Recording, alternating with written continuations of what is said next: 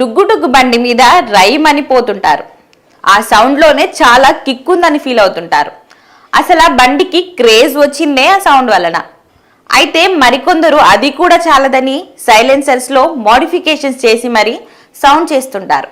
ఇది నడిపే వాళ్లకు ఫన్ కావచ్చు, కానీ రోడ్డు మీద వెళ్తుంటే చుట్టుపక్కల వాళ్ళు గాబరపడడం చాలా కామన్. జనాలు ఉలికి పడుతుంటారు. ఆరోగ్య సమస్యలున్న వాళ్ళైతే ఇబ్బందులు కూడా పడతారు. ఇప్పుడిలా మార్పులు చేసి బుల్లెట్ బండిపై ఫీట్లు చేస్తామంటే కుదరదంటున్నారు పోలీసులు. ఇలాంటి బండ్లపై హైదరాబాద్ పోలీసులు స్పెషల్ ఫోకస్ పెట్టారు. ఎక్కువ శబ్దం చేస్తూ చక్కర్లు కొట్టే బుల్లెట్ బండ్లను గుర్తించి కేసులు నమోదు చేస్తున్నారు.